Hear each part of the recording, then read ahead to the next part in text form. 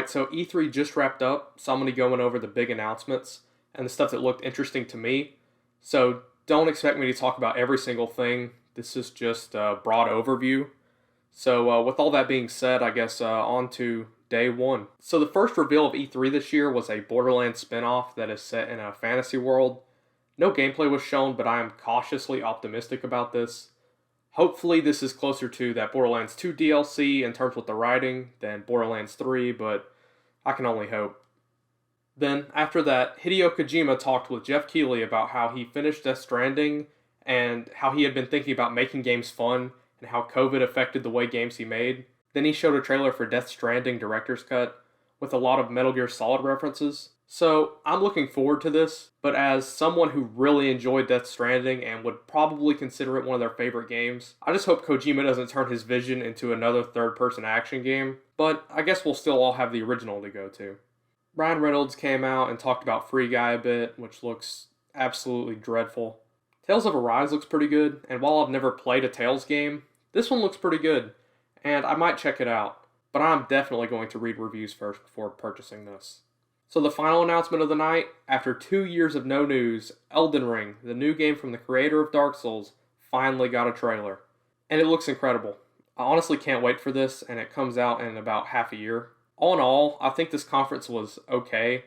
It was really long and had a bunch of filler content and stuff I just didn't care about. So, overall, a decent start to E3. Day 2. Yeah, nothing happened during day 2. Day 3. So this is one of the bigger days. There were quite a few press conferences, so I'm going to try to go over these quicker. Ubisoft is up first. Rainbow Six Extraction looks like it could be fun, but I'm not big into the already established universe of Rainbow Six Siege, and it just seems like a lot to learn with all 18 of the operators' abilities and movesets. I'll probably just stick to Battlefield as my shooter this year. Then, Ubisoft revealed Far Cry 6's DLC before the main game is even out. In the DLC packs, you play as old Far Cry villains in their own minds, so it seems interesting. And if you get the Season Pass, you also get Far Cry 3 Blood Dragon, which they didn't say if it was remastered or not. But I'm still not going to pre-order any of this until reviews come out, because Ubisoft's previous Far Cry DLC wasn't great. After that, Ubisoft showed off the new Mario Plus Rabbids, which I like the first game a lot, but I really don't like the new character designs. And I don't know about the new combat changes, as they didn't explain them that much. Although I do like the new environments and how varied they are compared to the previous game, where it just kind of got bland after a while. Next, Ubisoft showed off a movie based on a VR game that no one played, and it looks dreadful. Then, the last surprise announcement was an Avatar game coming out next year, with zero gameplay shown. So, I don't know how to feel on this. In conclusion, I think this conference was pretty boring and there weren't that many new games I was interested in, so it kind of felt like a waste of time. So after Ubisoft, Devolver came out and delivered the most interesting event this year with Devolver Max Pass Plus. Not because of the games, but more so because of just how ridiculous it is. Like, just look at this clip from the previous conference. We have a game that some of you may have seen on the socials via hilariously violent GIFs from developer Dead Toast. It's pronounced GIFs.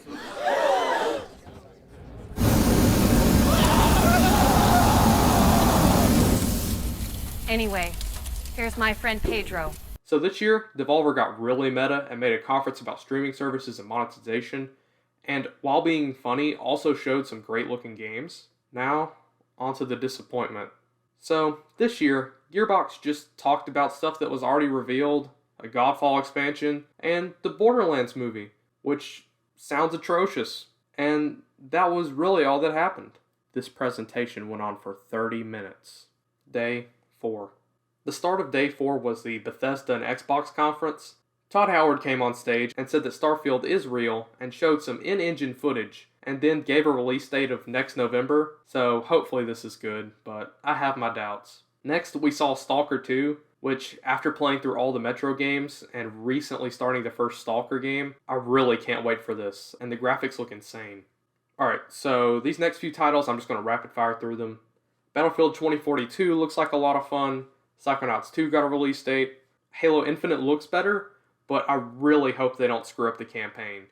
But this is 343, and they haven't made a good Halo campaign, so I don't have that much faith. Outer Worlds 2 got announced, and the trailer leans more into the absurdist comedy then the dark comedy, which isn't my kind of thing, but I like the first game, so I'll probably check this out. I guess the best thing about the Xbox conference was the fact that I can just pay for Game Pass and play all these games on PC. So, overall, a fine conference. The last conference of the day was Square Enix, and alright, this was pretty disappointing, and I wasn't even expecting anything. Guardians of the Galaxy was shown for 20 minutes, and it looks like it could be fun, and I'm glad that it's a story-focused action game where your choices matter, but who knows how this will turn out, so I'll definitely pay attention to reviews before buying this, and I would definitely not pre-order this. Then, they showed Final Fantasy 1 through 6 remakes that are coming to mobile and Steam. So maybe this will be good, but they showed very little gameplay, so I'm cautiously optimistic about these. Babylon's Fall looks decent, but I don't like how this is a live service game. Life is Strange looks like crap, but I never liked the games anyway, but that's a tangent for another day. Then we were shown a new Final Fantasy spin-off from the guys who did Nioh, and it has a really long title that's really obnoxious. They released a demo that has been broken, but after I play it I might make a video on it, but early impressions so far of the demo is just, it's kind of a mixed bag. But I might make a short video on that in the future. Day 5. So Capcom was the only real big presentation today, and they just spent 30 minutes talking about games that most people already knew about, and then talked about Street Fighter V esports. Day 6. Alright, so this was the day with the Nintendo conference that everyone's been talking about. So, there's a new Smash character from Tekken, that looks pretty cool. Then we saw the new Monkey Ball remake that looks really good, and includes the original good Monkey Ball games. I will probably play this on PlayStation 5, not Switch, but still really looking forward to this.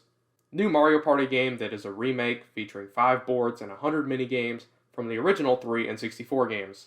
I just hope they make the economy more balanced than Super Mario Party, which, that game has quite a few problems that I hope they learn from and don't repeat them.